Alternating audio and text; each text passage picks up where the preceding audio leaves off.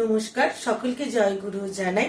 পরমপ্রেমময় শ্রী শ্রী ঠাকুর অনুকূল চন্দ্রের অনুস্মৃতি গ্রন্থ থেকে কিছু অংশ পাঠ করছি। মনের সেবা আগে করিস, বাহ্য সেবা তার সাথে, এমনও তোর করায় জানিস, শুভ আশিস পায় মাথে।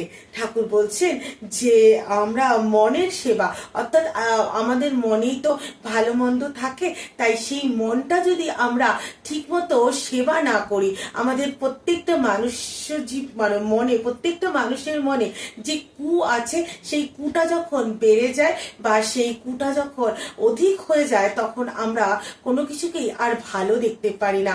তাই আমাদের সবার আগে আমাদের মনটাকে পরিশুদ্ধ করা প্রয়োজন। যদি আমরা মনটাকে পরিশুদ্ধ করতে পারি, তাহলে আমরা এই সমাজ, এই সংসারে সবকিছু ভালো দেখতে পারবো, সবকিছু শুভ দেখতে পারবো।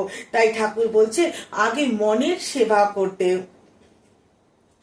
মনের সেবা করলে আমরা সহজেই কিন্তু মানুষের ভালো দেখতে পারবো এবং বাহ্য জ্ঞান, অর্থাৎ পৃথিবী থেকে যে জ্ঞান আমরা আহরণ করি, সেই জ্ঞানটাকেও আমরা সহজেই আহরণ করব।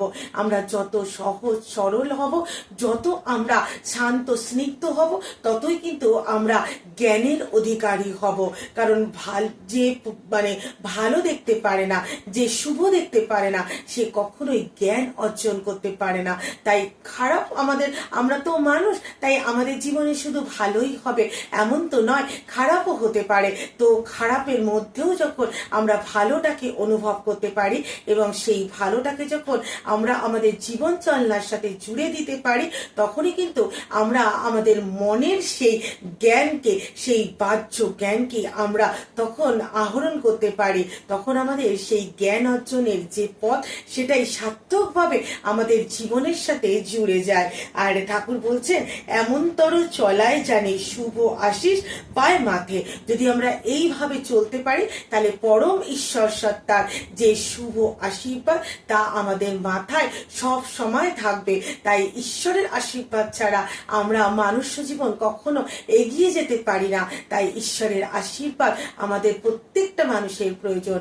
আর এই আশীর্বাদকে অর্জন করার জন্যই ঠাকুরের এই বাণীগুলো আমাদের জীবন চলনার সাথে জুড়ে দেওয়া একান্ত প্রয়োজন। নমস্কার, জয় গুরু।